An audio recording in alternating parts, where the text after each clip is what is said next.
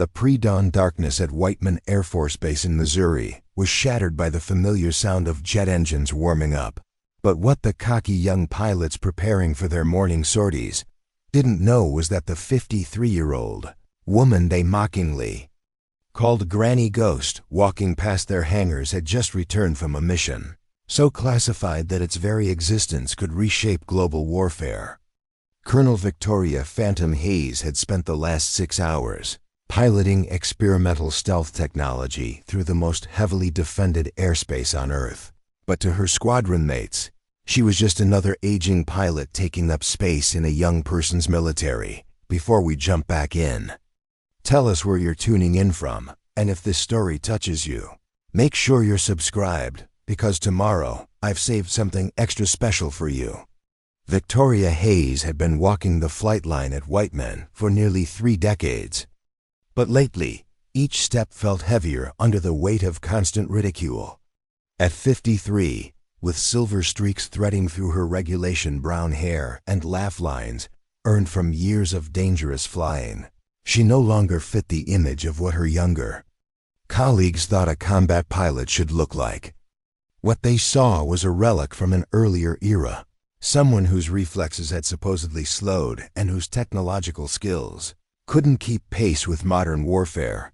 The truth was far more complex and infinitely more classified. Major Brandon Viper Collins, the 30-year-old golden boy who'd recently taken command of the 509th Bomb Wing's premier squadron, had made Victoria his personal project since arriving 6 months ago. With his perfectly pressed uniform, practiced smile, and a last name that opened doors throughout the Pentagon thanks to his father, General David Collins, Brandon represented everything wrong with modern military leadership.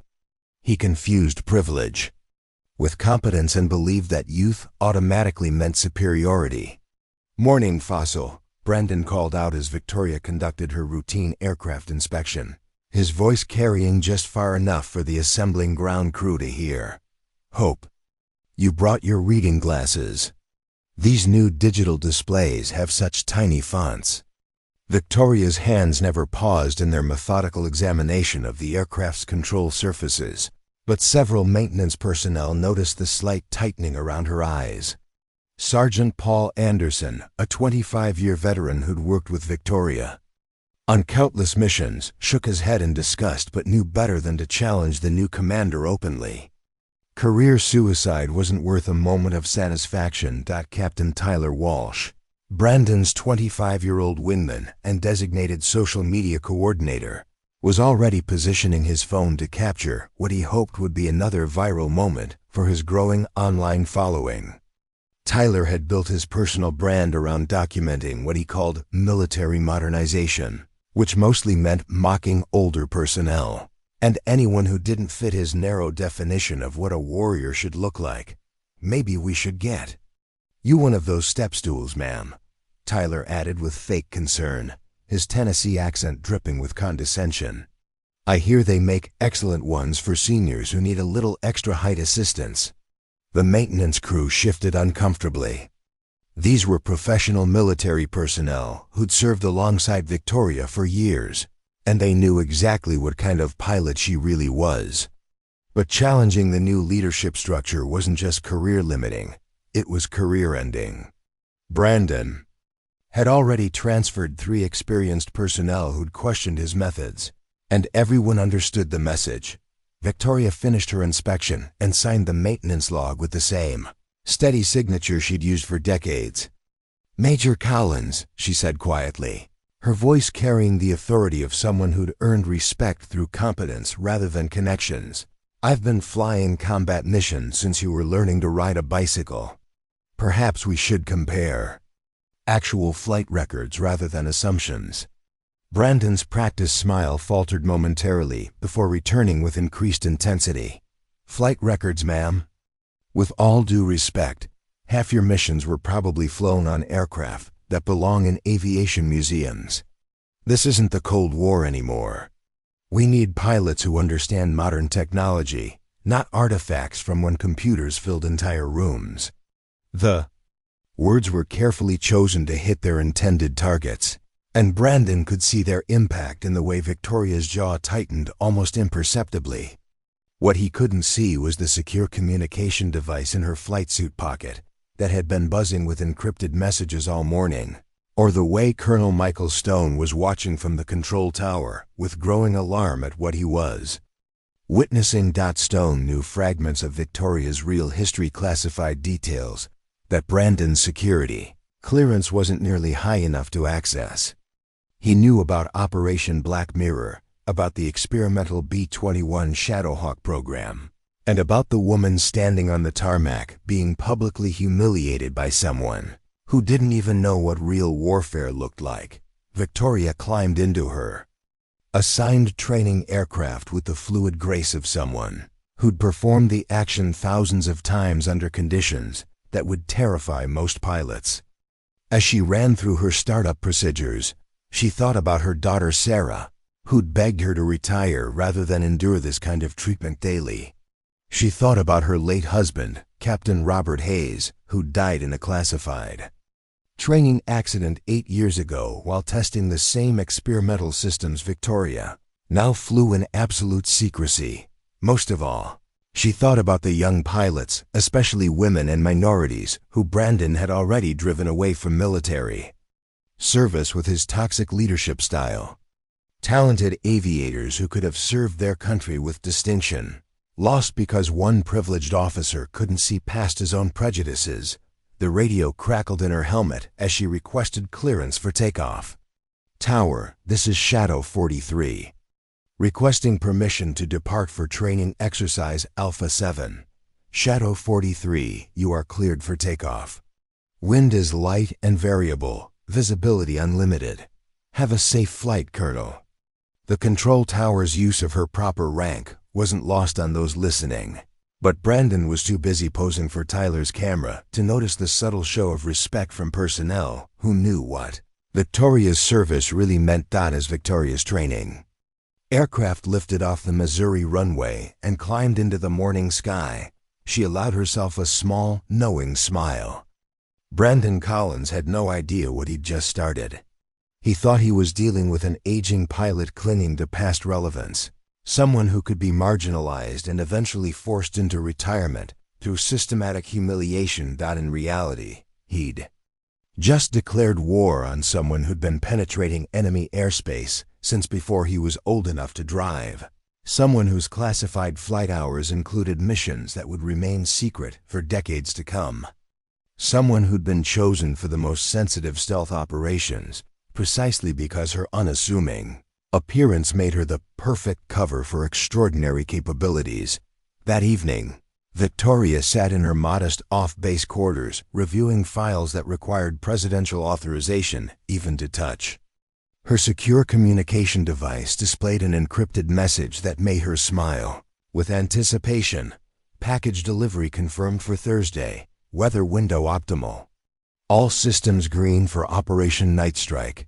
The Phantom is cleared to fly.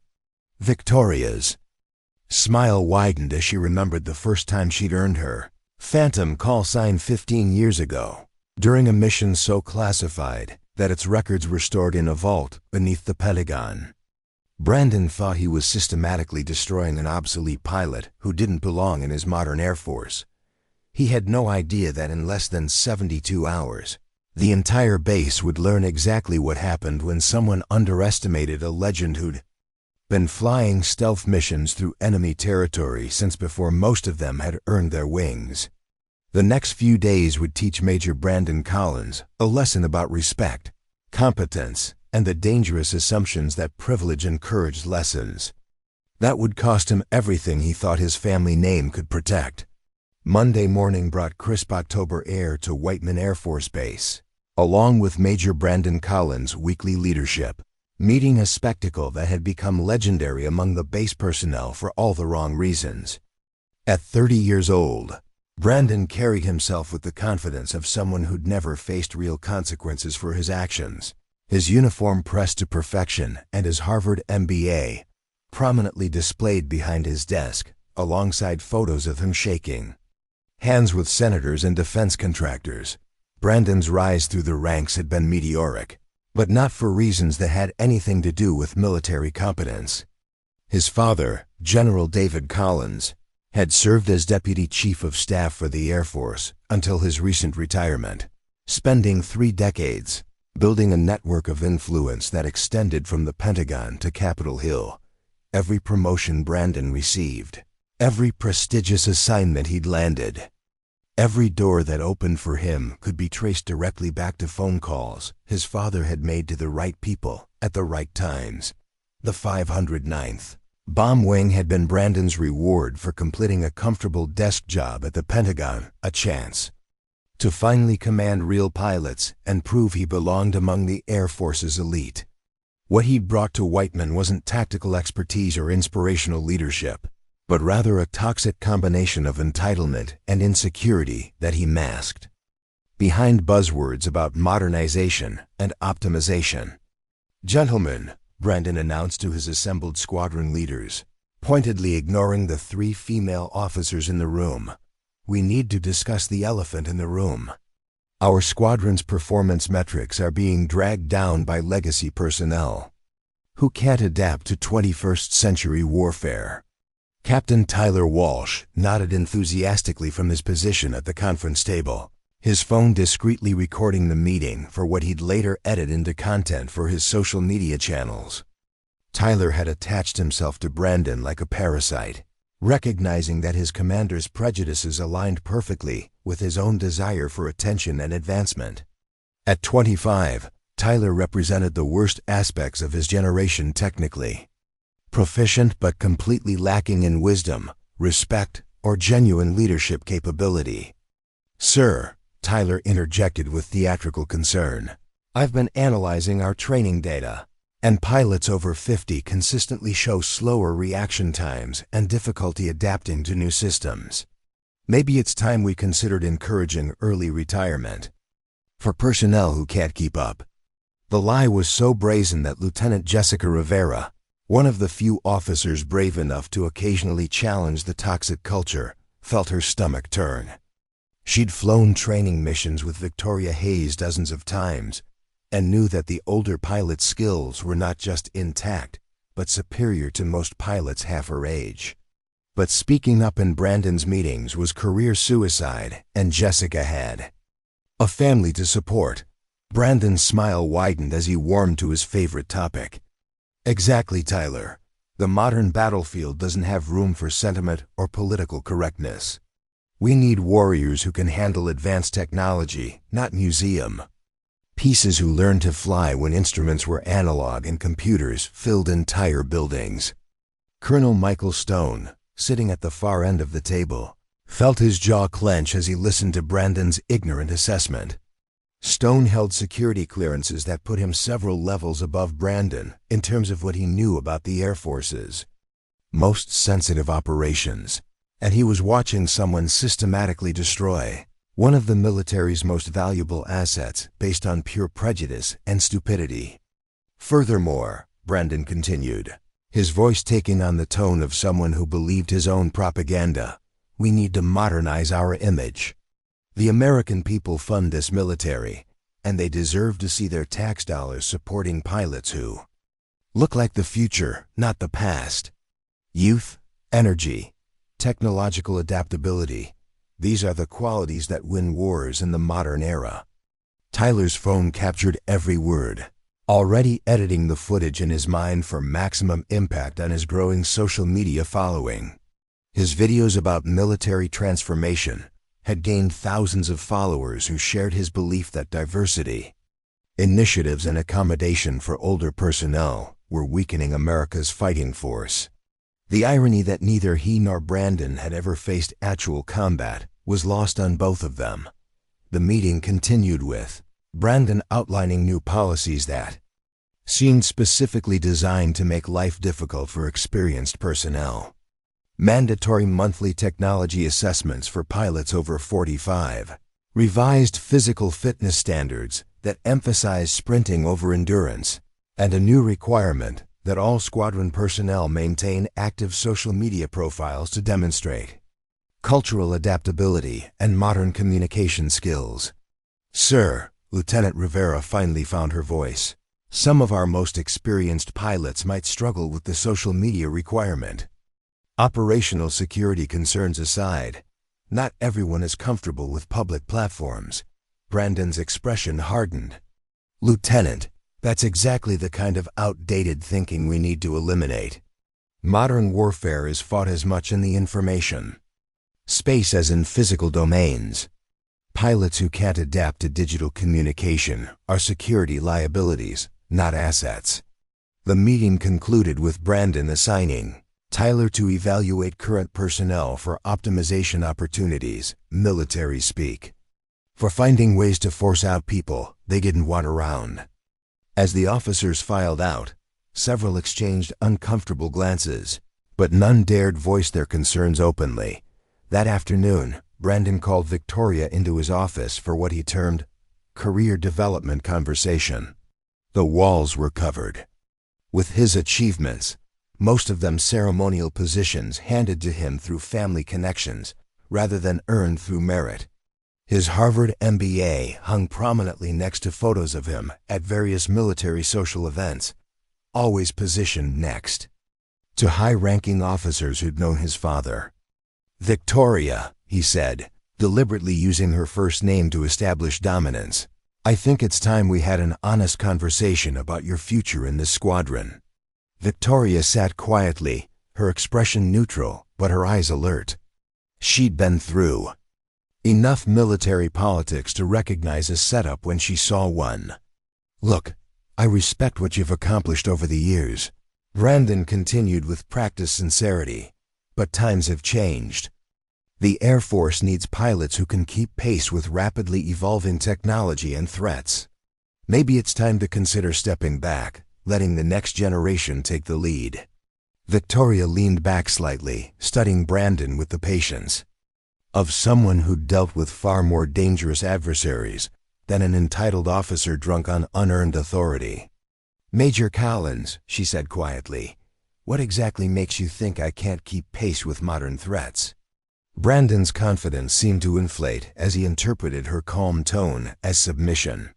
It's not personal, Victoria. It's just reality. Reaction. Time's slow with age, adaptability decreases, and frankly, the image we project matters. When foreign allies see our pilots, we want them to see strength, youth, and capability. Victoria stood slowly, her movement controlled and deliberate. I see. And you believe that youth automatically equals capability? In today's military? Absolutely. Victoria paused at the door, her hand on the handle. Major, have you ever flown? A combat mission where enemy fire was actually trying to kill you. Brandon's jaw tightened. My qualifications aren't in question here. No, Victoria agreed softly. They're not in question. They're simply non-existent. She left Brandon staring after her, a seed of uncertainty planted in his previously unshakable confidence. What he didn't know was that Victoria's secure communication device had recorded every word of their conversation. And that recording was already being transmitted to people whose authority made his father's influence look like amateur hour. The war Brandon thought he was winning was about to become a lesson in the difference between inherited privilege and earned respect, a lesson that would cost him everything he'd never really deserved in the first place. The next 2 weeks brought a systematic campaign of harassment that would have broken a lesser person. But Victoria Hayes had survived far worse than Major Brandon Collins could imagine. What started as snide comments and unrealistic expectations quickly escalated into a coordinated effort to manufacture evidence of incompetence where none existed. Brandon's first official move was implementing what he called performance optimization protocols, a series of policies that seemed reasonable on paper but were clearly designed to target specific personnel. The new requirements included daily uniform inspections that focused on age-appropriate presentation, mandatory technology workshops for pilots over 45, and revised flight evaluation criteria that emphasized quick decision-making over tactical wisdom. Effective immediately, Brandon announced during the Wednesday morning briefing, his voice carrying to every corner of the squadron-ready room. All pilots will undergo weekly competency assessments using our new digital simulation systems. We need to ensure that everyone can handle the cognitive demands of modern aerial warfare. Tyler Walsh stood beside him with a tablet, ready to record the training session for his social media followers. His latest video series, titled Military Excellence Standards, had gained significant traction among viewers, who shared his belief that accommodating older personnel was weakening America's defense capabilities. Victoria sat in the back row, her expression calm, but her mind already analyzing the situation tactically. She recognized psychological warfare when she saw it, having employed similar techniques against actual enemies in classified operations that Brandon couldn't even imagine. The difference was that her targets had been enemy combatants trying to kill American personnel, not fellow service members, whose only crime was challenging his authority. The simulation tests were rigged from the beginning. Victoria discovered this during her first assessment, when she noticed that her response times were being artificially inflated by software delays that didn't affect younger pilots. When she completed a perfect intercept scenario in what should have been record time, the system recorded her performance as marginally acceptable, with notes about slower reaction speeds consistent with age-related decline. "Interesting results, Victoria," Brandon said with mock concern as he reviewed her scores in front of the assembled squadron. "It looks like those reflexes aren't quite what they used to be. Maybe we should consider adjusting your flight status until you can improve these numbers." Lieutenant Jessica Rivera watched from across the room, knowing that Victoria's actual performance had been flawless.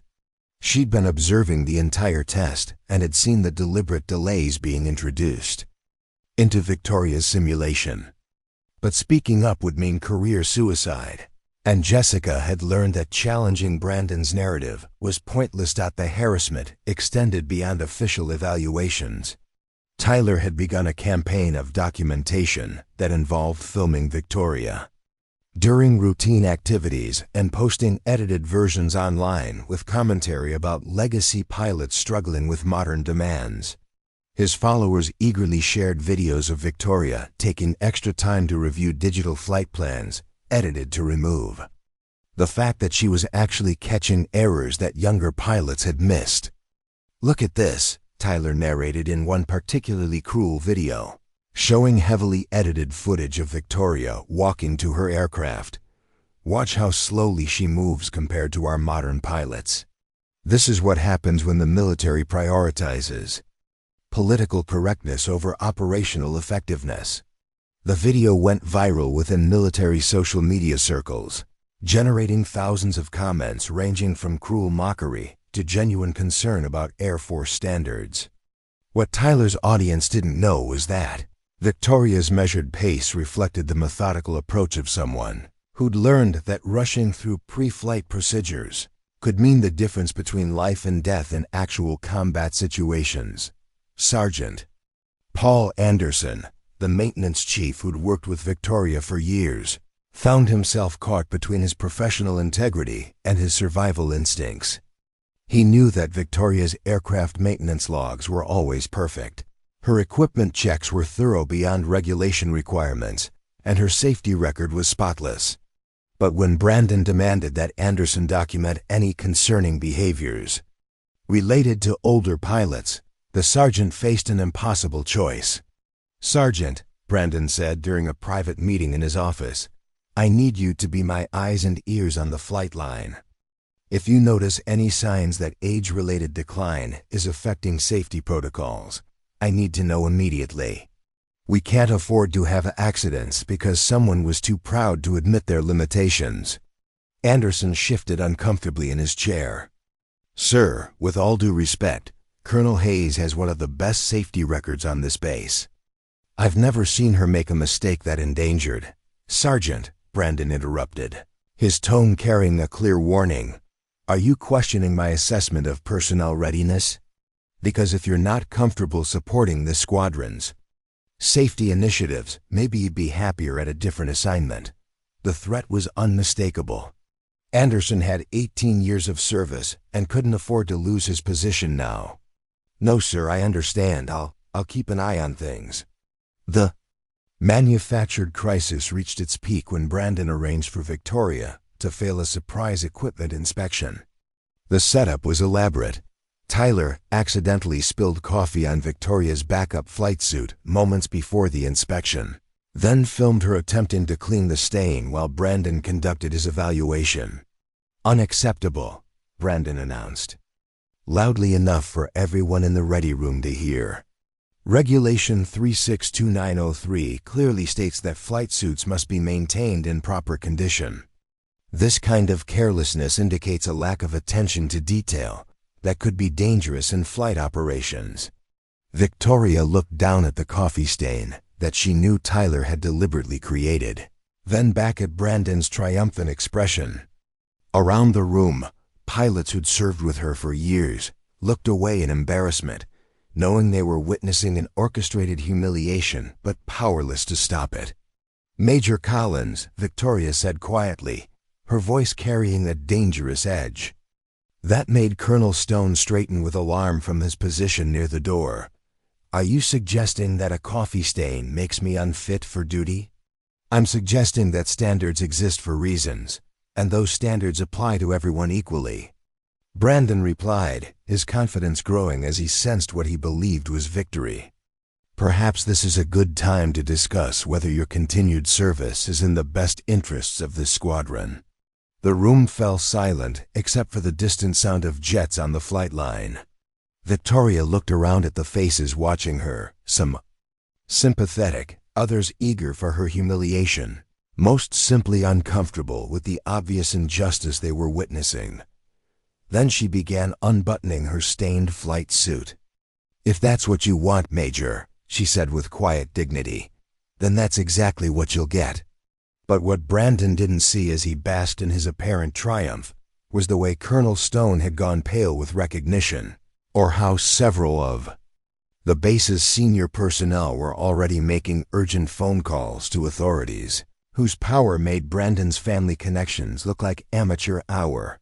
Victoria Hayes was about to teach everyone at Whiteman Air Force Base what happened when someone confused privilege with authority, and the lesson was going to be more explosive than anything Brandon Collins could possibly imagine. What happened next would be remembered at Whiteman Air Force Base as the moment when Major Brandon Collins crossed a line that could never be uncrossed.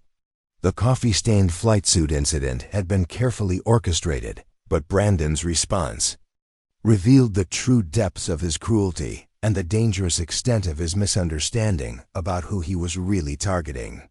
"Furthermore," Brandon announced, his voice carrying across the silent ready room as Victoria stood with her hands on her flight suit zipper, "I'm requiring you to surrender all squadron patches, wings, and insignia. We cannot have personnel wearing symbols of excellence they no longer represent." The demand hit the room like a physical blow. Even Tyler Walsh, who'd been eagerly filming the encounter, seemed to realize that something had fundamentally shifted. Stripping a pilot of their wings wasn't just administrative action. It was a deliberate assault on their identity, their dignity, and everything they'd sacrificed to earn the right to call themselves an aviator. Victoria's hands paused on her flight suit, and for the first time since the harassment began, something dangerous flickered in her eyes. Colonel Stone, watching from the doorway, felt his blood run cold as he recognized an expression he'd only seen in classified briefings about operators who'd been pushed beyond their breaking point. "Major Collins," Victoria said, her voice carrying a deadly calm that made several pilots unconsciously step back. "You want me to remove my wings?" "I want you to remove items you're no longer qualified to wear," Brandon replied, completely missing the warning signs that would have been obvious to anyone with actual combat experience. "Your wings, your patches, your rank insignia, all of it. This squadron has standards, and you clearly can't meet them." Lieutenant Jessica Rivera felt tears forming in her eyes as she watched a decorated veteran being systematically destroyed by someone who'd never earned the right to judge her. Around the room, other pilots looked away in shame, knowing they were witnessing something fundamentally wrong, but lacking the courage to intervene. Victoria began removing her patches with deliberate, ceremonial precision. Each insignia represented years of training, deployments, and sacrifices that Brandon couldn't begin to comprehend. Her squadron patches came off with the reverence typically reserved for folding a flag at a military funeral. Her senior pilot wings, earned through trials that had broken stronger candidates, were handled with the care of someone saying goodbye to a lifelong companion. "There," Victoria said quietly, placing her flight suit and insignia on a nearby table. "Are you satisfied, Major?" Brandon's smile was triumphant, his voice carrying to every corner of the room. "This is what real leadership looks like, people. Making hard decisions, maintaining standards, putting operational effectiveness above sentiment." Victoria nodded slowly, as if considering his words carefully. Operational effectiveness above sentiment.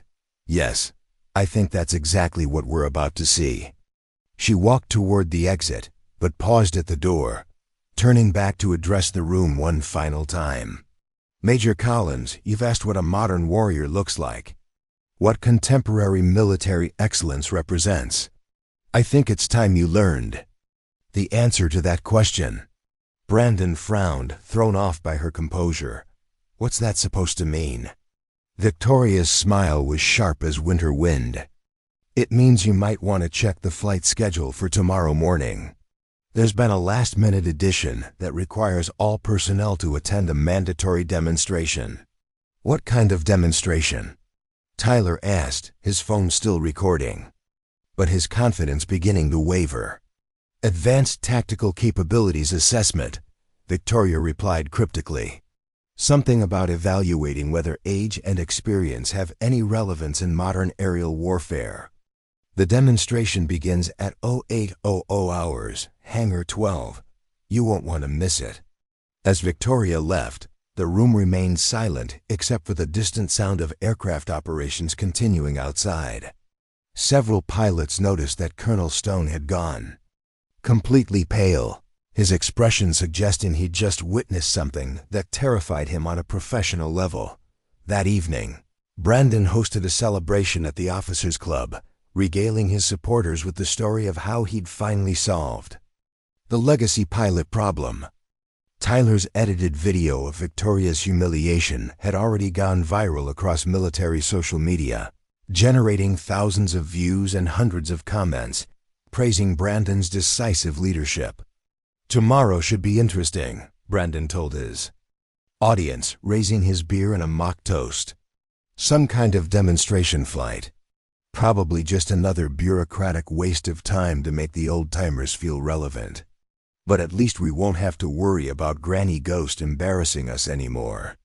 His supporters laughed and clinked glasses, none of them bothering to ask why the demonstration required unlimited vertical airspace clearance, or why base security had spent the afternoon conducting comprehensive system checks on every camera and recording device on the installation. If Brandon had possessed even basic curiosity about military operations, he might have wondered why a simple demonstration required authorization from the Pentagon's most classified departments. He might have questioned why air traffic control had been given stand-down orders for a 30-mile radius around Whiteman. He might have asked himself why General Sandra Murphy, whose name appeared on documents requiring presidential approval, was flying in from Washington specifically to observe tomorrow's activities. But Brandon Collins had spent his entire career having information spoon-fed to him by people whose job was to make his life easier. He'd never learned to ask the right questions because he'd never needed to privilege, had always provided the answers he wanted to hear. Meanwhile, Victoria sat in her modest off-base apartment, reviewing documents that existed in fewer than 20 copies worldwide. Her secure communication device displayed message after message from officials whose decisions shaped global military policy, all confirming the same thing. Operation Night Strike had been approved at the highest levels of government. Tomorrow morning, Major Brandon Collins would learn the difference between inherited authority and earned respect. He would discover what happened when someone confused discrimination with leadership, prejudice with professional judgment. Most importantly, he would finally understand what a real warrior looked like and why underestimating experience was the kind of mistake that could destroy everything he thought his family name could protect. The ghost Phantom was about to rise from the ashes of humiliation, and when she did, everyone at Whiteman Air Force Base would learn why some legends never truly retire. They just wait for the right moment to remind the world exactly who they've always been. Preparing and narrating this story took us a lot of time, so if you are enjoying it, subscribe to our channel. It means a lot to us.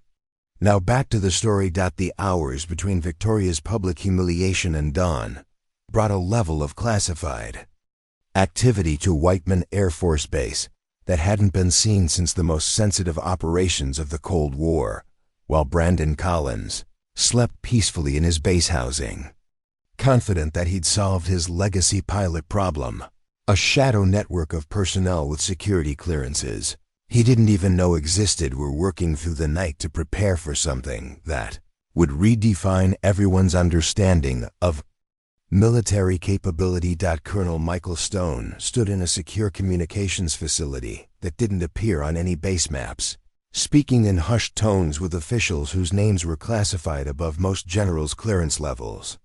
The conversation had been ongoing for 3 hours, with Stone providing detailed accounts of what had transpired in the squadron ready room earlier that day. "Sir, with all due respect," Stone said into the encrypted phone, revealing Operation Black Mirror is going to compromise 20 years of operational security. Are we certain this is the right approach? The voice on the other end belonged to General Sandra Murphy, whose official title was Assistant Deputy Chief of Staff for Strategic Operations, but whose real job involved overseeing programs that officially didn't exist. "Colonel Stone, sometimes protecting operational security requires tactical revelation. Major Collins has created a situation that threatens the entire covert pilot program. If we don't act now, we'll lose assets we can't replace." Stone understood the implications. The military's most advanced stealth programs relied on pilots whose unassuming appearances made them perfect for clandestine operations. Victoria Hayes wasn't just a test pilot. She was one of 12 people in the world qualified to operate aircraft that pushed the boundaries of physics and international law. Losing her to systematic discrimination would damage national security in ways that Brandon Collins couldn't begin to comprehend. In another secure facility, Victoria herself was undergoing preparations that would have seemed surreal to anyone watching Brandon's viral video of her humiliation. Technicians were fitting her with a flight suit that incorporated technology developed in laboratories that existed in budgets no civilian would ever see. The suit's built-in systems could monitor her vital signs, compensate for G-forces that would kill most pilots, and interface directly with aircraft systems that remained decades ahead of anything in public service. "Ghost Phantom, this is Control," came a voice through her secure communication system. "Final authorization has been received from the highest levels. Operation Night Strike is green-lit for execution at 0800 hours. Victoria smiled as she tested the suit's integrated display systems. "Copy, Control. All systems nominal. The Phantom is ready to fly."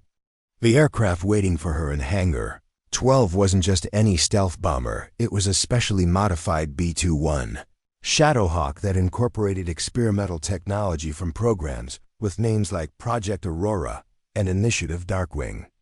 The modifications were so classified that the aircraft's existence was known to fewer than 50 people worldwide, most of whom held positions that required presidential appointment. Dr. Elena Vasquez, the chief engineer for the Shadowhawk program, conducted final system checks with the reverence of someone handling technology that could change the course of human history. "Colonel Hayes, the new adaptive camouflage system is operating at full capacity. You'll be essentially invisible to any detection method currently deployed by hostile forces.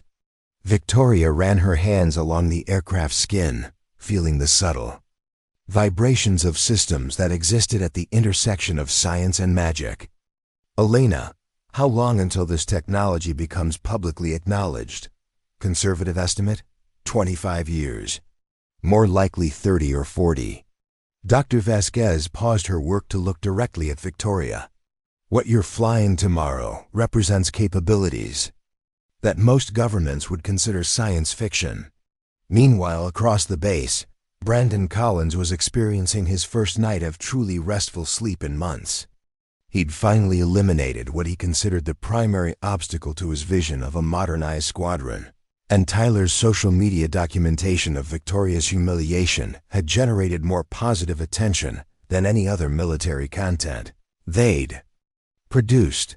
Tyler himself was busy editing footage for what he planned to be his masterpiece, a comprehensive video series about military transformation in action that would feature Brandon's leadership as a model for future commanders.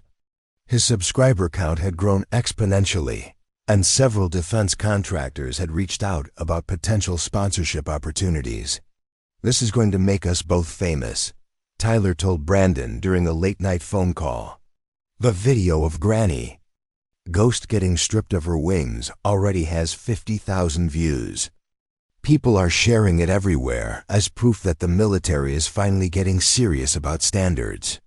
Brandon's confidence was at an all-time high. "Tyler, this is just the beginning. Once word spreads about how we handled this situation, other commanders are going to want to learn our methods.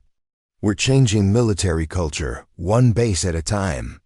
What neither of them realized was that their viral video had already been seen by people whose job was to protect the military's most sensitive assets.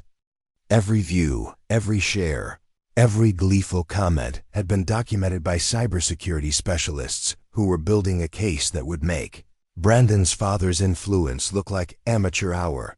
General David Collins, Brandon's powerful father, was spending his own sleepless night fielding phone calls from Pentagon officials who were asking increasingly pointed questions about his son's command decisions. The elder Collins had built his career on knowing which battles to fight and which to avoid, and he was beginning to sense that Brandon had stumbled into something far more dangerous than a simple personnel dispute. "Sir," came a call from a colonel, whose name General Collins recognized from the most classified briefings he'd ever attended. "We need to discuss your son's recent actions regarding a specific pilot at Whiteman. This conversation is happening on a secure line for reasons that will become clear tomorrow morning." As dawn approached, the final pieces were falling into place for what would become known in military circles as the most dramatic operational security revelation in modern history. Air traffic controllers had been briefed on flight patterns that would require them to clear airspace normally reserved for emergency situations. Base security had been quietly reinforced with personnel whose credentials included assignments to units that didn't officially exist. Most significantly, every camera and recording device on Whiteman Air Force Base had been upgraded and repositioned to capture what was about to unfold. Unlike Tyler's carefully edited propaganda videos, tomorrow's documentation would be preserved in its entirety for purposes that extended far beyond social media entertainment. Victoria completed her final briefing in a conference room where the walls were covered with threat assessments and target intelligence that painted a picture of global tensions that the public barely understood. Her mission wasn't just about personal vindication, it was about demonstrating capabilities that might prevent conflicts by showing potential adversaries exactly what they would face if they chose aggression over diplomacy. "Ghost Phantom, General," Murphy said during the final briefing, "tomorrow you're not just flying for yourself. You're flying for every experienced pilot who's been forced out by prejudice, every female aviator who's been told she doesn't belong, every service member who's been judged by appearance rather than capability." Victoria nodded, understanding the weight of what she was about to undertake. General, Major Collins asked what a modern warrior looks like. Tomorrow morning, he's going to get a comprehensive answer to that question. As the first hints of dawn appeared over Missouri, Victoria made her way to Hangar 12, where the most advanced aircraft ever constructed was waiting to remind the world that experience, wisdom, and genuine competence would always triumph over privilege, prejudice, and manufactured authority. The ghost was about to become visible. And when she did, Major Brandon Collins would learn that some lessons can only be taught through absolute, undeniable demonstration of the difference between what someone appears to be and what they actually are. Thursday morning arrived with the kind of crystal-clear weather that made flying pure joy, but the atmosphere at Whiteman Air Force Base was anything but peaceful. At exactly 0630 hours, as Brandon Collins was enjoying his morning coffee and scrolling through positive comments on Tyler's viral video, alarms began sounding throughout the base's most secure facilities. Not the general alert system that everyone could hear, but the classified communications network that connected Whiteman to the Pentagon's most sensitive operations centers. Colonel Stone received the encrypted message that would change everything, his secure terminal displaying intelligence that made his hands shake as he reached for his classified phone. The information was stark, urgent, and absolutely terrifying. Hostile reconnaissance aircraft had been detected approaching sensitive installations along the Eastern European border, and preliminary intelligence suggested they were probing defenses for a much larger operation.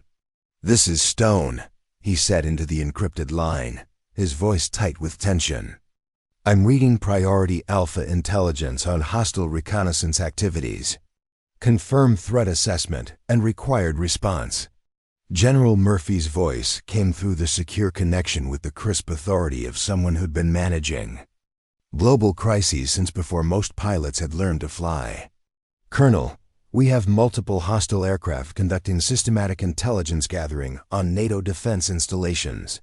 Their flight patterns suggest preparation for a major offensive operation within 72 hours. The intelligence was worse than anything military analysts had seen since the darkest days of the Cold War. Enemy aircraft equipped with advanced stealth technology were penetrating supposedly secure airspace, mapping defense systems, and collecting data that could cripple Western military responses if the information reached hostile command centers. "Sir," Stone said, his training keeping his voice steady despite the implications of what he was hearing, "what's our response protocol for this level of threat?" "We need immediate deep penetration reconnaissance through the most heavily defended airspace on Earth," Murphy replied. "Intelligence gathering that will allow us to understand their capabilities and neutralize the threat before they can act on the information they've collected." Stone felt his stomach drop as he realized what Murphy was saying. The mission she was describing would require flying through air defense systems designed to shoot down anything that moved, navigating threat environments that would overwhelm conventional aircraft, and gathering intelligence in territories where capture would mean not just death, but international incidents that could trigger global conflict. "General, with all due respect, we don't have anyone qualified for that kind of mission. The threat environment you're describing would require capabilities that our current pilots simply don't possess." There was a pause on the secure line, and when Murphy spoke again, her voice carried a hint of something that might have been satisfaction. "Colonel Stone, we absolutely have someone qualified for that mission. In fact, we have exactly the pilot we need, and she happens to be stationed at your base." As Stone processed the implications of Murphy's words, emergency briefings were being conducted in secure facilities across the base. The intelligence picture was becoming clearer and more frightening. By the hour, enemy forces were preparing for coordinated strikes against Western defense installations, and the window for preventive action was measured in hours, not days. Meanwhile, in the squadron-ready room where Victoria had been humiliated less than 24 hours earlier, Brandon was conducting his normal morning briefing, completely oblivious to the crisis unfolding around him. His confidence was at an all-time high, boosted by the overwhelmingly positive response to Tyler's documentation of his decisive leadership. "People," Brandon announced to his assembled pilots, "yesterday's actions demonstrate exactly the kind of standards we need to maintain. Military excellence requires making difficult decisions about personnel who can't adapt to modern requirements." Lieutenant Jessica Rivera sat in the back row, still disgusted by what she'd witnessed the day before. She'd served alongside Victoria Hayes for 3 years and knew that the older pilot's skills were not just intact, but superior to most aviators half her age. But challenging Brandon's narrative had become career suicide, and Jessica had learned to keep her opinions to herself. Tyler Walsh positioned himself near the front of the room, his phone ready to capture any content that might extend his viral success. His social media metrics had exploded overnight, with military personnel from around the world sharing his videos as examples of necessary reforms in modern military culture. "Sir," Tyler said with theatrical enthusiasm, the response to yesterday's documentation has been incredible. People are finally seeing what real leadership looks like in action. Brandon's smile widened as he basked in what he interpreted as validation of his methods. "Tyler, this is just the beginning. Other commanders are going to start implementing similar policies once they see the results we're achieving." What neither of them knew was that every word of their conversation was being recorded by security systems that had been activated by officials whose authority made Brandon's family connections look like amateur hour. The documentation wasn't for social media, it was for courts, martial proceedings that were already being prepared by Judge Advocate General officers who specialized in cases involving national security at exactly 0800 hours. As Brandon was concluding his briefing with another round of self-congratulatory comments about military modernization, Colonel Stone burst through the ready room doors with an expression that made everyone fall silent immediately. "Major Collins," Stone said, his voice carrying an urgency that cut through Brandon's confidence like a blade, "we have a situation that requires immediate squadron mobilization. All personnel report to Hangar 12 for emergency briefing in 10 minutes. Brandon frowned, his carefully controlled morning routine suddenly disrupted by something he didn't understand. "Colonel, what kind of situation? I wasn't informed of any scheduled exercises or Major," Stone interrupted, his tone carrying an authority that made several pilots straighten instinctively. "This isn't an exercise. This is a real-world crisis that requires capabilities beyond anything you've encountered in your career." As the squadron filed out of the ready room, Brandon felt the first stirrings of unease that had penetrated his confidence in months. Something in Stone's expression suggested that the comfortable world of routine operations and manufactured crises was about to be replaced by something far more dangerous and unpredictable. Tyler followed the group toward Hangar 12, his phone ready to document whatever was about to unfold. His social media instincts told him that any emergency briefing would provide excellent content for his growing audience, and he was already mentally editing footage that would showcase military readiness and professional crisis response. But as they approached Hangar 12, Tyler noticed something that made his confidence waver. The normal base personnel had been replaced by security officers whose uniforms bore insignia he didn't recognize, and the airspace above Whiteman had been cleared in patterns that suggested something far more significant than a routine training exercise. What Brandon and Tyler were about to discover was that real military crises didn't care about social media narratives, family connections, or carefully manufactured authority.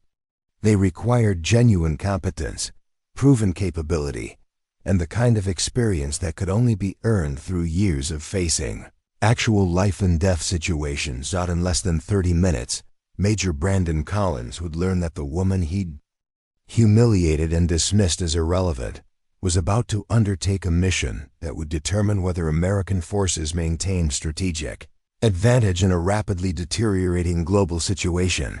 The Ghost Phantom was about to emerge from the shadows, and when she did, Everyone at Whiteman Air Force Base would understand the difference between inherited privilege and earned expertise, a lesson that would reshape their understanding of what military excellence actually meant. Hangar 12 had been transformed overnight into something that looked more like a military command center than an aircraft maintenance facility. As the 509th Squadron personnel filed through security checkpoints operated by guards whose credentials none of them recognized, Brandon Collins felt his first real moment of uncertainty since taking command. 6 months earlier, the hangar floor was dominated by an aircraft covered in what appeared to be a specially designed tarp, its outline suggesting something far larger and more advanced than anything Brandon had seen in his carefully managed career. Around the mysterious aircraft, technicians wearing uniforms without standard military insignia worked with equipment that looked like it belonged in science fiction rather than contemporary military operations. "What the hell is this?" Brandon muttered to Tyler, who was attempting to film the proceedings despite clear signals from security personnel that recording devices were not welcome. General Sandra Murphy stood at a podium that had been positioned to give her commanding view of both the aircraft and the assembled personnel. At 55, Murphy carried herself with the authority of someone who'd spent decades making decisions that affected global security, and her presence immediately commanded attention from everyone in the hangar. "Ladies and gentlemen," Murphy began, her voice carrying easily across the vast space, "you are about to be briefed on a situation that requires immediate response from capabilities that most of you didn't know existed. What you see and hear in this hangar is classified above top secret, and unauthorized disclosure will result in prosecution under the Espionage Act." Brandon felt his mouth go dry as the implications of Murphy's words sank in. This wasn't the routine briefing he'd expected. This was something that existed in realms of military operations he'd never been deemed important enough to access. At 05:45 this morning, Murphy continued, "Our intelligence assets detected coordinated reconnaissance activities by hostile forces along NATO's eastern border. These activities suggest preparation for aggressive actions that could destabilize global security within 72 hours. The briefing slides that appeared on the hangar's display screens showed satellite imagery and threat assessments that painted a picture of military tensions Brandon had been completely unaware of. His comfortable world of routine training exercises and manufactured personnel conflicts suddenly seemed pathetically irrelevant compared to the genuine crisis unfolding before him. The situation requires immediate deep penetration reconnaissance through the most heavily defended airspace on Earth," Murphy explained, her words causing several pilots to exchange nervous glances. "Standard aircraft and conventional tactics cannot succeed in this environment. We need capabilities that push the boundaries of current technology and pilot skill." Tyler lowered his phone as he realized that whatever was happening transcended his social media ambitions. The security personnel surrounding the hangar weren't just enforcing regulations. They were protecting operational secrets that could affect national survival. "The mission parameters are beyond anything most of you have encountered," Murphy continued. "Flight through air defense systems designed to defeat stealth technology, navigation through threat environments that would overwhelm conventional aircraft, and intelligence gathering in territories where capture would mean not just mission failure, but potential international conflict." Lieutenant Jessica Rivera felt her pulse quicken as she began to understand the scope of what Murphy was describing. This wasn't training or theoretical planning. This was real warfare at the highest levels of military capability. "For this mission," Murphy said, her voice taking on a tone that suggested she was about to reveal something significant, "we have exactly one pilot qualified to succeed. Someone whose experience and capabilities have been carefully concealed. For operational security purposes." The tarp covering the mysterious aircraft was suddenly removed by technicians using electronic controls, revealing a B-21 Shadowhawk that looked unlike any bomber anyone in the squadron had ever seen. Its surface seemed to absorb light rather than reflect it, and the subtle curves of its design suggested technology that existed decades ahead of anything in public service. "Ladies and gentlemen," Murphy announced, "meet the B-21 Shadowhawk, modified for deep penetration reconnaissance missions that officially don't exist. This aircraft incorporates stealth technology, adaptive camouflage systems, and defensive capabilities that represent the cutting edge of aerospace engineering." Brandon stared at the aircraft with growing comprehension that he was looking at something far beyond his clearance, level, or understanding. The technology before him suggested capabilities that existed in realms of military operations he'd never been considered important enough to access. "The pilot for this mission," Murphy continued, "is someone many of you know, though none of you know her complete history. Colonel Victoria Ghost Phantom Hayes has been conducting classified operations for Operation Black Mirror for the past 15 years. The words hit the hangar like an explosion.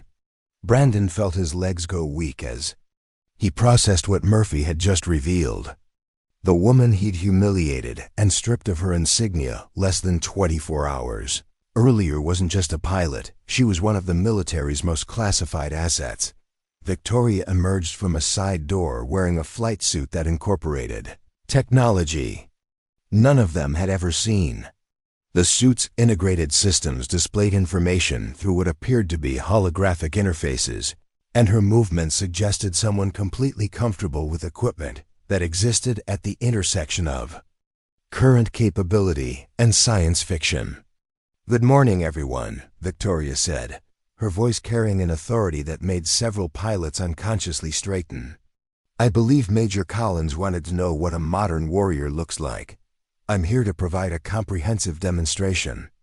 Brandon's face had gone from red to white to a sickly green that several people would later describe as the color of someone realizing they just stepped into something that would destroy everything they thought they understood about their own importance.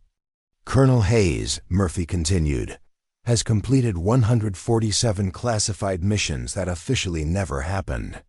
She's penetrated airspace belonging to every major hostile power, gathered intelligence that has prevented multiple international conflicts, and tested experimental aircraft that won't be publicly acknowledged for decades."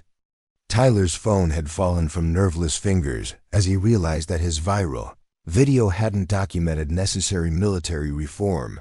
It had captured the systematic humiliation of someone whose security clearance and operational importance existed far above anything he could comprehend. "While you were learning to fly trainers," Victoria addressed the stunned squadron, "I was testing aircraft that pushed human endurance to its absolute limits. While you were competing for routine assignments, I was flying missions over territories where capture would mean international incidents. While you were building social media followings, I was gathering intelligence that kept this country safe." The hangar fell silent except for the distant sound of the base's normal operations continuing. Outside, Brandon realized that everything he'd believed about military hierarchy, importance, and authority had just been revealed as pathetic ignorance. Victoria approached the Shadowhawk with the fluid confidence of someone who'd interfaced with technology that existed decades ahead of anything Brandon had ever touched. Major Collins asked about operational effectiveness above sentiment. "In approximately 4 hours, I'll demonstrate exactly what that means by flying through air defenses that would annihilate conventional aircraft." As she began her pre-flight preparations, Brandon Collins finally understood that he'd just declared war on someone who fought battles he couldn't even imagine in aircraft he didn't know existed. For stakes that made his personnel conflicts look like playground squabbles, the Ghost Phantom was about to show everyone what real military excellence looked like, and Major Brandon Collins was about to learn that some lessons could only be taught through absolute, undeniable demonstration of genuine capability. At 1200 hours, as hostile reconnaissance aircraft continued their systematic probing of NATO defenses half a world away, Victoria Hayes climbed into the cockpit of the most advanced aircraft ever constructed. The B-21 Shadowhawk systems came, alive under her touch with the smooth precision of technology that existed at the absolute cutting edge of human engineering capability.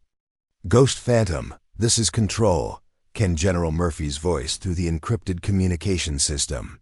"Final intelligence update shows hostile air defenses have been reinforced with systems specifically designed to defeat stealth technology. You'll be flying through threat environments that would destroy conventional aircraft within minutes of penetration." Victoria's hands moved across control interfaces that responded to her touch with haptic feedback systems that most pilots wouldn't encounter for decades. "Copy, Control. Threat assessment acknowledged. All systems nominal and ready for deep penetration reconnaissance." The mission parameters were unlike anything the assembled squadron had ever witnessed. Victoria would be flying solo through airspace defended by surface-to-air missile systems, radar installations, and fighter aircraft that represented the most advanced military technology hostile forces could deploy. The intelligence she needed to gather was located in territories where American aircraft had never successfully operated, and failure would mean not just her death, but potential international conflict. Brandon Collins stood among the squadron personnel watching from the hangar's observation deck, his face still pale with the shock of discovering that the woman he'd systematically humiliated was one of the military's most classified assets. Every word he'd spoken, every policy he'd implemented, every moment of cruelty he'd inflicted was being reviewed by investigators whose authority extended far beyond anything his family connections could influence. "Ghost Phantom," Control continued. "Be advised that enemy forces have deployed new detection systems that can theoretically track aircraft moving at your operational parameters. You'll be testing countermeasures that exist only in experimental stages." Victoria smiled as she activated systems that wouldn't be publicly acknowledged for 20 years. "Control, I've been testing experimental countermeasures since before. These detection systems were theoretical possibilities, ready for mission commencement." The Shadowhawk's engines produced a sound unlike anything the squadron had ever heard, not the roar of conventional jet propulsion, but a subtle whisper that suggested power sources that existed beyond current understanding. As Victoria taxied toward the runway, her aircraft seemed to fade from visual detection even in broad daylight, its adaptive camouflage systems responding to environmental conditions with technology that bordered on science fiction. Tyler Walsh attempted to record the takeoff with hands that shook uncontrollably, finally understanding that his viral videos hadn't documented military reform. They'd captured evidence of systematic attacks against someone whose importance to national security existed far above his clearance level. Every comment, every share, every moment of cruel celebration was now documented evidence in a case that would destroy his career and potentially his freedom.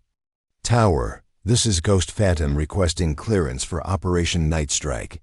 Victoria's voice came through the communication system with calm professionalism that contrasted sharply with the extraordinary nature of her mission. "Ghost Phantom, you are cleared for takeoff. Godspeed, Colonel." As the Shadowhawk lifted off from Whiteman's runway, its profile seemed to dissolve into the afternoon sky despite the perfect visibility conditions. The aircraft's stealth capabilities were so advanced that tracking it required specialized equipment that most air traffic control systems didn't possess. Lieutenant Jessica Rivera watched through binoculars as Victoria's aircraft disappeared from visual contact within minutes of takeoff, heading toward a mission that would take her through the most dangerous airspace on Earth. "My God," Jessica whispered, "she's really doing it." The mission timeline was measured in hours that felt like years to the personnel monitoring Victoria's progress. Her flight path took her through multiple hostile territories, navigating air defense systems that had been specifically designed to defeat stealth technology.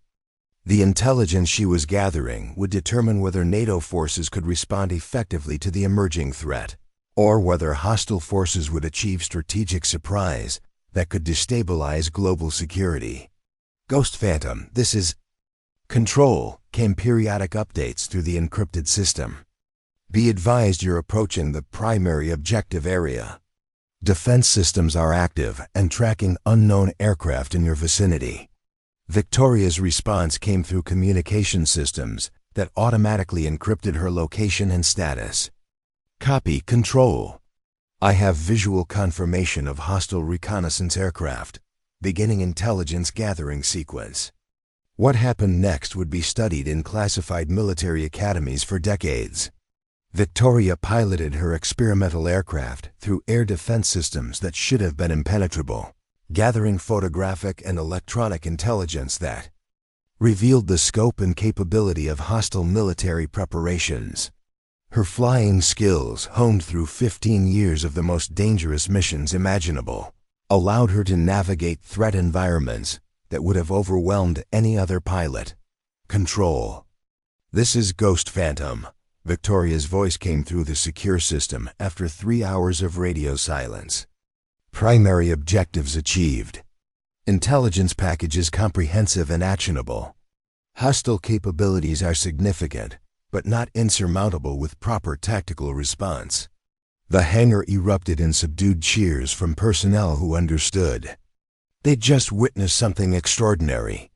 Victoria had succeeded in a mission that conventional wisdom considered impossible, gathering intelligence that would allow NATO forces to respond effectively to emerging threats. Brandon Collins stood in stunned silence, finally comprehending the magnitude of his mistakes.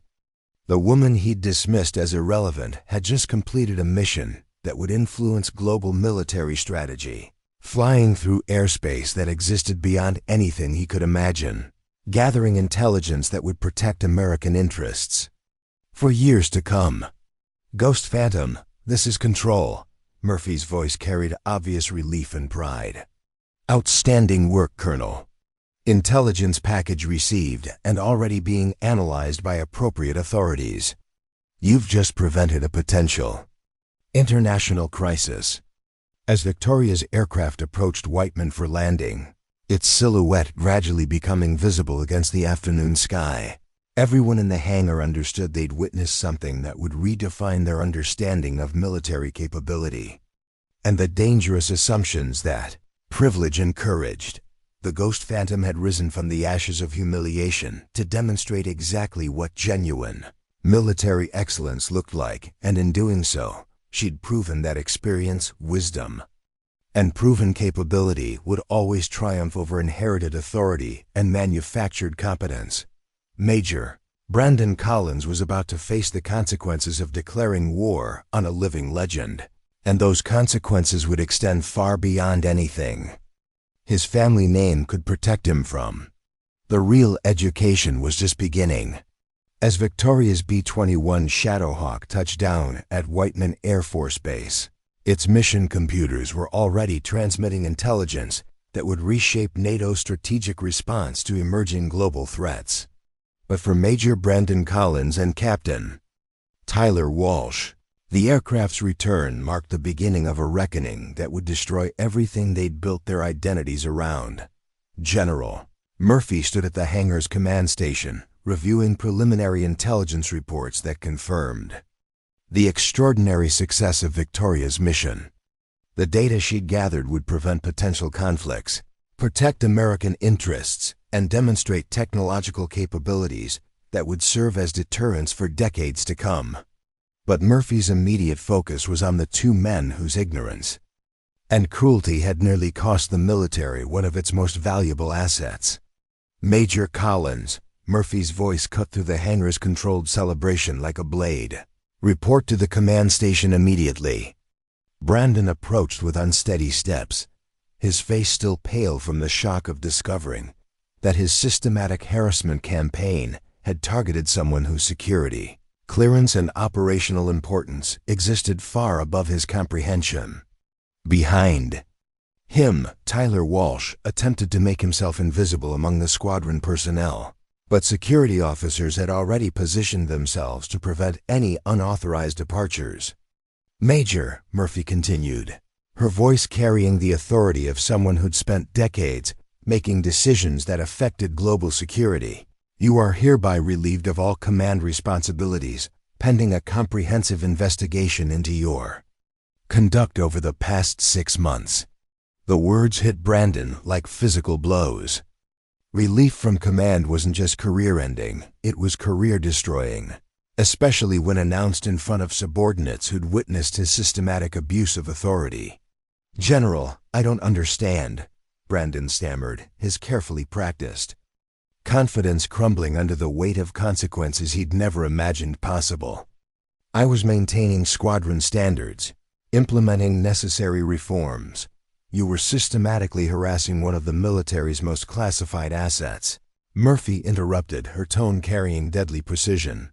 "Colonel Hayes has completed missions that directly contributed to national security for the past 15 years. Your actions constituted not just personal cruelty, but potential damage to operations that most people in this room don't have clearance to know about." Colonel Stone stepped forward with a thick folder that contained documentation Murphy's investigators had been compiling for weeks. "Major Collins, these are transcripts of recorded conversations, social media posts, and witness statements documenting your systematic campaign against Colonel Hayes and other senior personnel." Brandon's mouth went dry as he realized the scope of what had been documented. Every cruel comment, every manufactured evaluation, every moment of deliberate humiliation had been recorded by security systems he'd never known existed. Furthermore, Murphy continued, Captain Walsh's social media documentation of these activities has been preserved as evidence in proceedings that will be conducted under the Uniform Code of Military Justice. Broadcasting harassment of classified personnel constitutes a potential security violation that extends far beyond simple misconduct. Tyler felt his legs go weak as the implications sank in. His viral videos hadn't built his career, they documented his destruction of it. Every view, every share, every comment celebrating Victoria's humiliation was now evidence in a case that could result in years of military prison. "Sir," Tyler tried desperately, "I was just following orders, supporting my commander's leadership." "Initiatives, Captain Walsh," Murphy's voice carried no sympathy. "You voluntarily created and distributed content designed to humiliate someone whose service record includes missions that remain classified above your clearance level. Following orders is not a defense for deliberately cruel behavior." The charges were read with the formal precision that military justice demanded. Conduct unbecoming an officer, harassment of fellow service members, potential security violations, and systematic abuse of command authority. Each specification carried potential penalties that could include imprisonment, reduction in rank, and dishonorable discharge. "Major Collins," Murphy continued, "your father has been informed of these proceedings and has chosen to retire rather than face investigation into how his influence enabled the situation. Your family's reputation will not protect you from the consequences of your actions." Brandon's world collapsed completely as he realized that his father, the source of all his unearned advantages, had abandoned him to face justice alone. The network of privilege that had carried him through his entire career had evaporated the moment his actions threatened people whose importance transcended family connections. Lieutenant Jessica Rivera watched from across the hangar as the two men who'd terrorized the squadron were formally arrested by military police. Her relief was tempered by sadness for the talented personnel who'd been driven away by Brandon's toxic leadership pilots who could have served their country with distinction if they hadn't been forced to choose between dignity and career survival. Investigation that followed would reveal the full scope of Brandon's abuse of authority. 17 experienced pilots had requested transfers rather than continue serving under his command. Multiple fitness reports had been falsified to support predetermined conclusions about personnel he wanted eliminated. Social media campaigns had been coordinated to humiliate specific individuals based on their age, gender, or ethnicity. The most disturbing aspect, Murphy told the assembled squadron during her final briefing, is that this behavior was systematically targeting the exact qualities that make military forces effective: experience, wisdom, diversity of thought, and proven capability under pressure. Victoria emerged from her post-mission debriefing wearing her regular flight suit, her classified equipment secured in facilities that the squadron would never see. Her bearing was calm and professional, showing no satisfaction in her vindication or her tormentor's destruction. "Colonel Hayes," Murphy said formally, "on behalf of the United States Air Force and the personnel whose lives you've protected through your service, I apologize for the treatment you received from officers who should have recognized your value." Victoria nodded acknowledgement, but her response carried the wisdom of someone who'd seen too much to take personal satisfaction in others' downfall. "General, the real tragedy isn't what happened to me. It's the talented people who were driven away before we could stop it. Every pilot we lost to this kind of leadership represents capabilities we may never recover." As military police escorted Brandon and Tyler toward their new accommodations in the base detention facility, the squadron began the process of rebuilding. Under leadership that understood the difference between authority and authoritarianism, between standards and discrimination, the Ghost Phantom had risen from the ashes of humiliation to demonstrate that genuine military excellence couldn't be defeated by prejudice, privilege, or manufactured authority. Justice had been served, but the real work of creating better leaders was just beginning. Major Brandon Collins and Captain Tyler Walsh would spend the next several years learning that some lessons could only be taught through the absolute consequences of one's actions, lessons that would reshape their understanding of respect, competence, and the dangerous assumptions that unearned privilege encouraged. 3 months after the events that would become known throughout the Air Force as the Phantom Revelation, Whiteman Air Force Base had undergone a transformation that extended far beyond simple leadership changes. The toxic culture that Brandon Collins had fostered was being systematically dismantled and replaced with something healthier, more inclusive, and ultimately more effective at accomplishing the military's core mission. Colonel Victoria Hayes walked through the squadron facilities that had once been the site of her daily humiliation, now serving as headquarters for the newly established Advanced Leadership Excellence Program. The walls that had previously displayed Brandon's ego-driven achievement photos now showcased the diverse faces of military personnel who represented the Air Force's commitment to recognizing talent regardless of its packaging. "Colonel, Lieutenant," Jessica Rivera said, approaching with a tablet containing the morning's briefing materials, "we have applications from 43 bases requesting to send personnel through our leadership development cycle. Word is spreading throughout the entire military about what we're accomplishing here." Jessica had been promoted to lieutenant colonel and now served as Victoria's executive officer, her natural leadership abilities finally recognized and developed under a command structure that valued competence over conformity. The transformation in her confidence and capabilities demonstrated what could happen when talented people were given opportunities to excel rather than reasons to conform.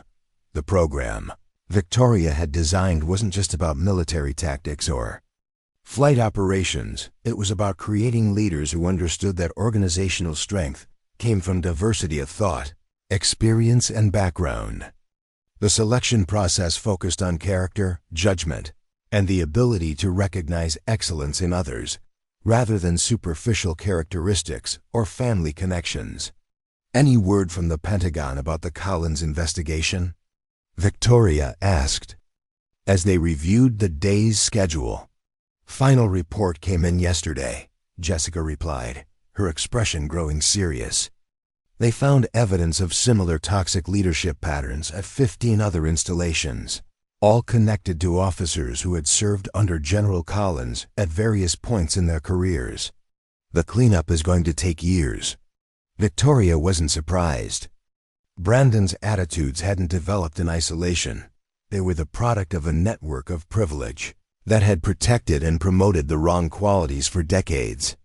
The investigation had revealed a systemic problem that Extended far beyond one base or one family's influence, the morning flight briefing bore no resemblance to the hostile environment that had existed under Brandon's leadership.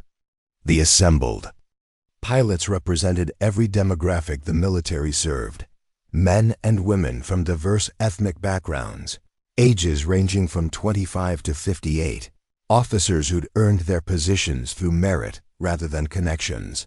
Major Sarah Chun, a 34-year-old Chinese-American pilot from California, was briefing a complex training mission alongside Captain David Washington, a 28-year-old African-American aviator from Georgia. The easy professionalism between them would have been impossible under Brandon's leadership, where every difference was treated as potential weakness rather than organizational strength. "Colonel Hayes," Major Chun said as Victoria joined the briefing, "we wanted to thank you again for creating this program. It's given us hope that the military can actually live up to its stated values."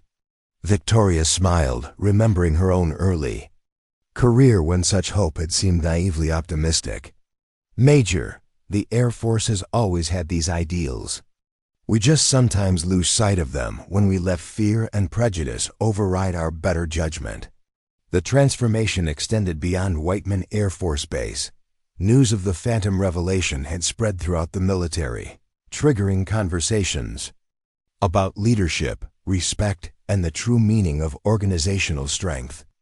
Military forums and professional development courses buzzed with discussions about toxic commanders and the importance of speaking up against systematic abuse. General Murphy visited monthly to observe the program's progress and had become one of its strongest advocates within the Pentagon's highest circles. "Victoria," she said during her latest visit, "what you've created here represents a fundamental shift in how we think about military leadership. The applications we're receiving suggest that people throughout the service were hungry for this kind of change." The most significant transformation was in the base's culture itself. Young pilots who had previously competed for Brandon's approval through demonstrations of cruelty and conformity were now learning to value different perspectives and experiences. The squadron's performance metrics had improved dramatically once personnel were evaluated on actual competence rather than their ability to mirror their commander's prejudices. Sergeant Paul Anderson, the maintenance chief who had been caught between his integrity and survival instincts under Brandon's leadership, now served as a senior instructor in the program's technical training component. "Colonel," he told Victoria during one of their weekly meetings, "I've been in the Air Force for 22 years, and I've never seen morale this high or performance this consistent." The international impact of Victoria's mission continued to resonate through diplomatic and military channels. The intelligence she'd gathered during her stealth reconnaissance had allowed NATO forces to respond proactively to emerging threats, preventing conflicts that could have destabilized global security. Foreign allies had requested briefings on the capabilities she'd demonstrated, leading to enhanced cooperation agreements that strengthened Western defense partnerships. But Victoria took the most satisfaction from the letters she received from military personnel around the world, especially women and minorities, who had been inspired by her story to continue their own service despite facing similar discrimination. Colonel Hayes read one letter from Lieutenant Maria Santos, a Latina pilot stationed in Germany. "Your example gave me the courage to report my own commander's harassment. The investigation led to changes that have transformed our entire wing. Thank you for showing us that fighting for what's right is always worth the risk." The evening news broadcasts had moved on to other stories, but the institutional changes triggered by the Phantom revelation continued to spread throughout the military. Leadership training programs were being revised to emphasize emotional intelligence and cultural competency. Promotion boards were implementing new criteria that valued character over connections. Most importantly, a new generation of military leaders was learning that organizational strength came from recognizing and developing talent wherever it was found. Victoria stood in her office, reviewing applications from the next group of leadership candidates, each representing someone who'd been inspired to seek better ways of serving their country. The diversity of backgrounds, experiences, and perspectives represented in those applications demonstrated that the military's greatest weapon wasn't any particular technology or tactic. It was its willingness to evolve and improve. The Ghost Phantom had risen from the ashes of humiliation not just to claim personal vindication, but to catalyze changes that would benefit military personnel for generations to come. The real victory wasn't Brandon's destruction, it was the creation of something better from the wreckage of his toxic leadership. Tomorrow would bring new challenges, new opportunities to mentor emerging leaders, and new chances to prove that excellence knew no artificial boundaries. The future was in capable hands, guided by people who understood that true strength came from unity of purpose rather than uniformity of appearance. 1 year after the Phantom revelation, Whiteman Air Force Base hosted its annual air show for the first time since Brandon Collins' removal from command. But this wasn't just a display of military hardware, it was a celebration of the transformation that had made the base a model for military excellence throughout the world. Victoria stood on the reviewing platform beside General Murphy, watching as the Thunderbirds performed their precision demonstration above the Missouri countryside. In the crowd below, she could see hundreds of faces that represented the future of military aviation, diverse, talented, and united by shared commitment to excellence rather than divided by artificial barriers. "Ladies and gentlemen," the announcer's voice echoed across the flight line, "we're honored to present a special demonstration by Colonel Victoria Ghost Phantom Hayes, flying a modified F-22 Raptor equipped with next-generation avionics systems." The crowd erupted in applause as Victoria's aircraft appeared on the horizon. This time there was no secrecy, no hidden agenda, just a master pilot sharing her artistry with people who could appreciate the decades of skill and dedication it represented. Her demonstration was joyful and celebratory, showing not just what was possible with advanced technology, but what human excellence could achieve when given the freedom to flourish. As she executed a perfect knife-edge pass at near supersonic speed, Victoria thought about the journey that had brought her to this moment. 40 years of proving herself, 20 years of hiding her true capabilities, and one transformative day when truth had finally triumphed over prejudice. The young pilots in the crowd watched with expressions of awe and inspiration. Among them was Lieutenant Commander Rachel Kim, a 26-year-old Korean-American pilot who'd applied to Whiteman specifically because of Victoria's leadership program. For Rachel and hundreds of others like her, Victoria's story proved that excellence could overcome any obstacle, that respect could be earned regardless of background or appearance. After the demonstration, Victoria found herself surrounded by aspiring pilots asking questions about flying, leadership, and navigating careers in organizations that didn't always welcome diversity. She answered each question with the patience of someone who remembered asking similar questions decades earlier. "Colonel," Lieutenant Kim asked, "what advice would you give to someone who feels like they don't fit the traditional image of a military pilot?" Victoria smiled, remembering her own younger self struggling with the same doubts. "Never let anyone else define what excellence looks like. Capability speaks every language, transcends every boundary, and recognizes no artificial limits.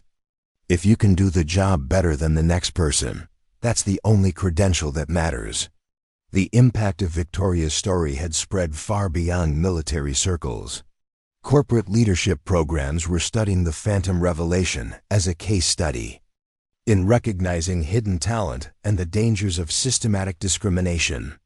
Universities were incorporating her experience into courses on organizational behavior and crisis management. Dr. Emily Watson, a Harvard Business School professor, had written a widely read analysis of the events at Whiteman.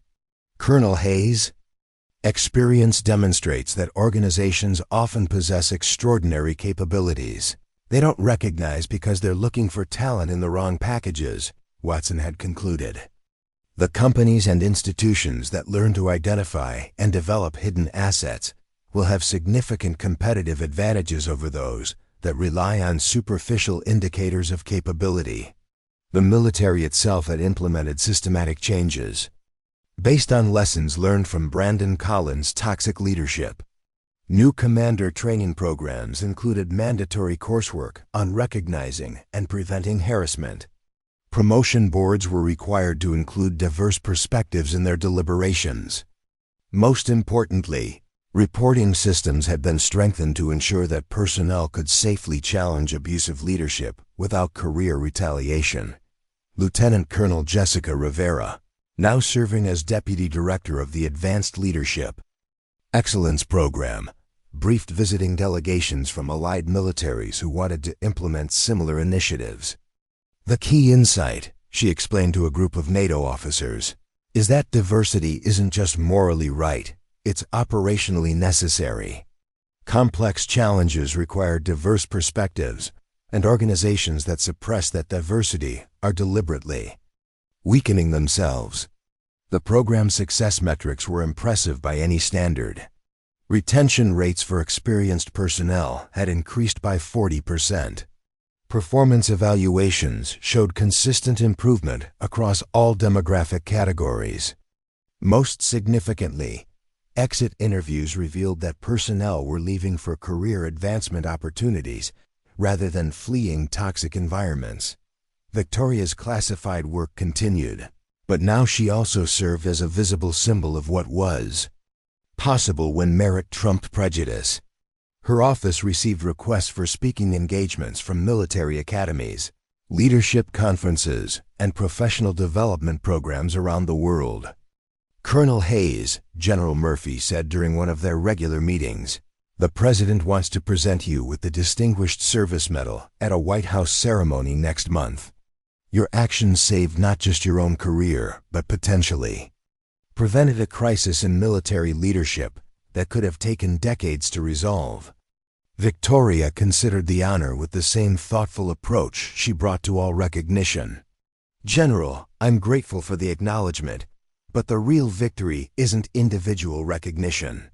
It's knowing that the next Victoria Hayes won't have to hide who she is. The next experienced pilot won't be driven away by prejudice. The next generation of warriors will be judged by their capabilities rather than their appearance." The transformation wasn't limited to Whiteman.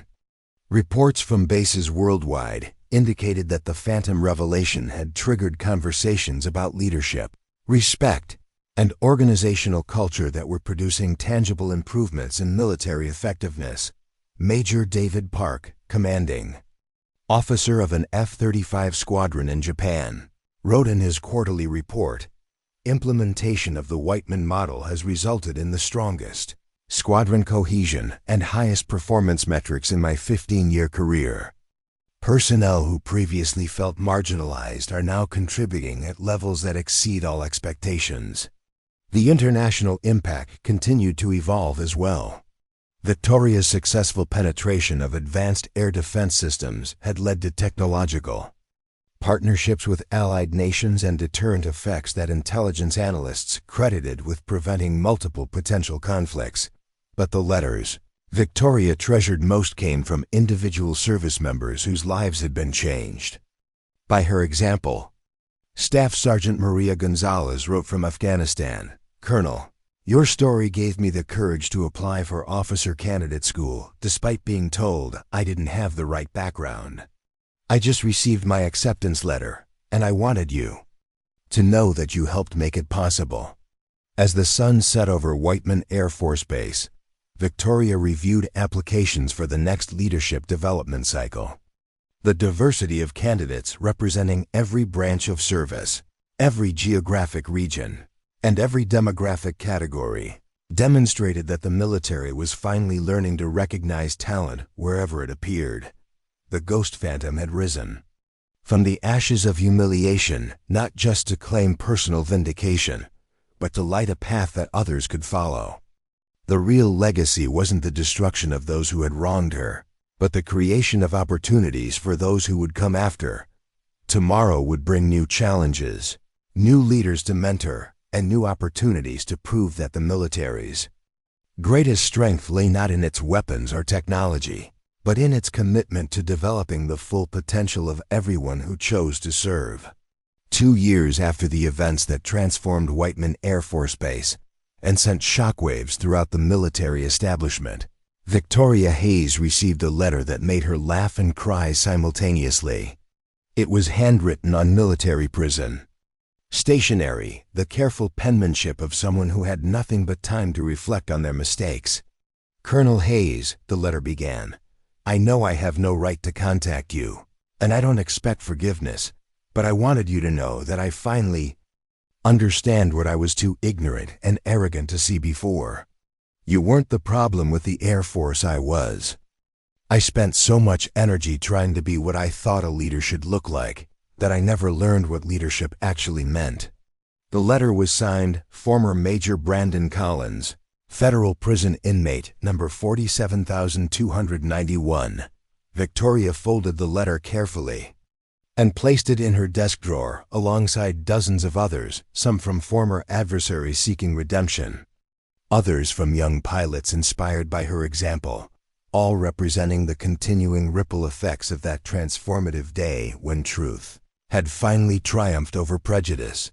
The morning briefing at Whiteman had become a model that military installations worldwide were attempting to replicate. Victoria looked around the conference room at faces that represented the future of American military aviation. Lieutenant Colonel David Chun, briefing alongside Major Sarah Washington. Captain Maria Santos collaborating with Captain James Kim. All working together with the easy professionalism that came from being judged on competence rather than appearance. "Colonel," Major Santos reported, "we have delegations from 12 allied nations requesting extended training partnerships.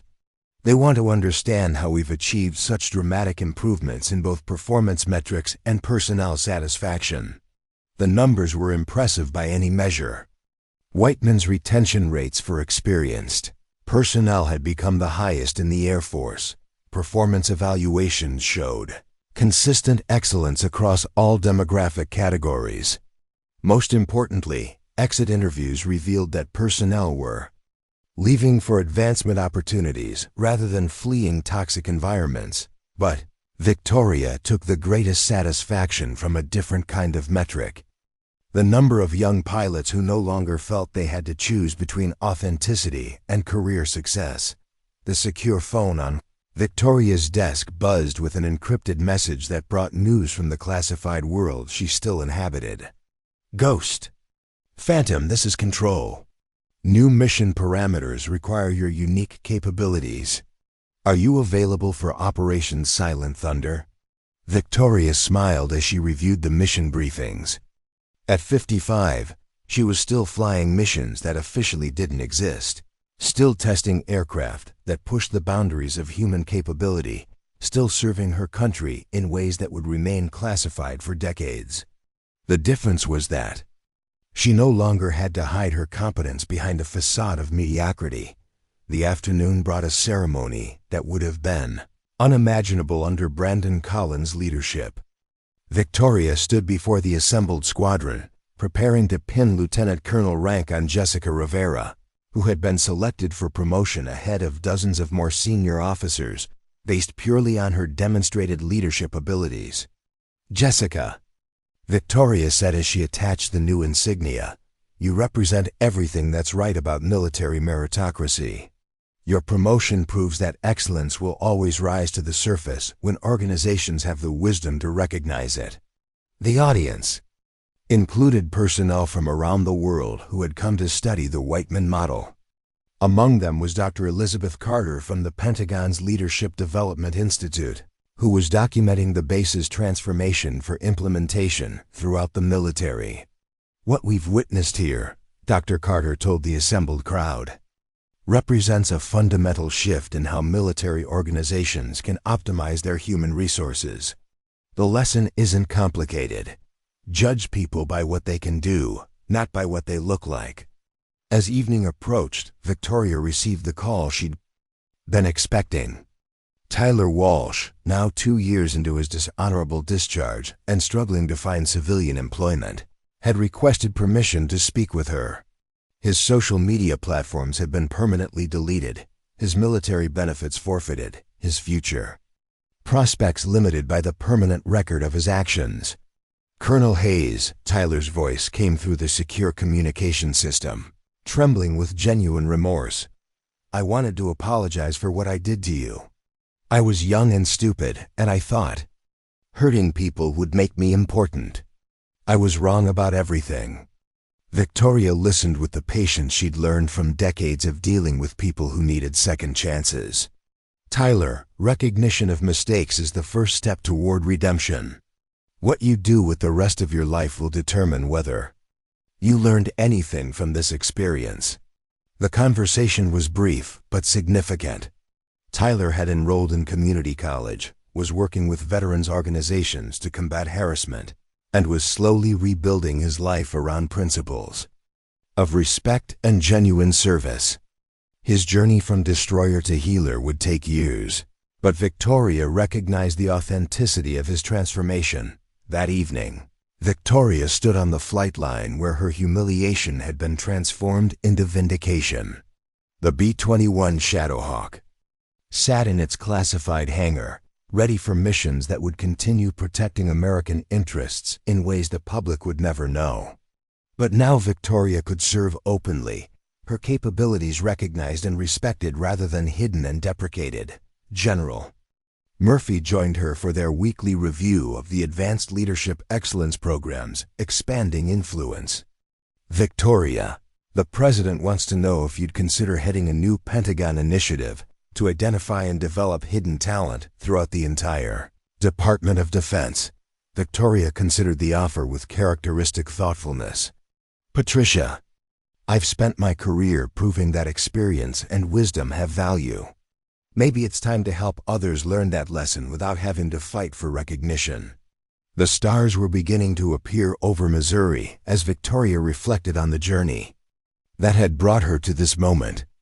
The ghost phantom had risen from the ashes of systematic discrimination to become a symbol of what was possible when merit triumphed over prejudice, when character mattered more than connections, when organizations had the courage to recognize excellence wherever it appeared. Somewhere in a federal prison, Brandon Collins was learning that respect couldn't be inherited or demanded. It had to be earned through service to something larger than yourself. Somewhere in a community college classroom, Tyler Walsh was discovering that true strength came from building others up rather than tearing them down. And somewhere in Squadron, ready rooms around the world, young pilots who might once have been dismissed because of their age, gender, ethnicity, or background were being judged by their capabilities and given opportunities to serve their country with distinction. The Ghost Phantom's mission was complete, but her legacy would continue flying for generations to come. Excellence had triumphed over prejudice, wisdom had overcome ignorance, and the military was stronger because it had finally learned to recognize the extraordinary capabilities that had always existed within its ranks. The future belonged to those who understood that a warrior's worth couldn't be measured by appearance, but only by the courage to serve, the skill to succeed, and the character to lift others as they climbed out. Up next, you've got 2 more standout stories right on your screen.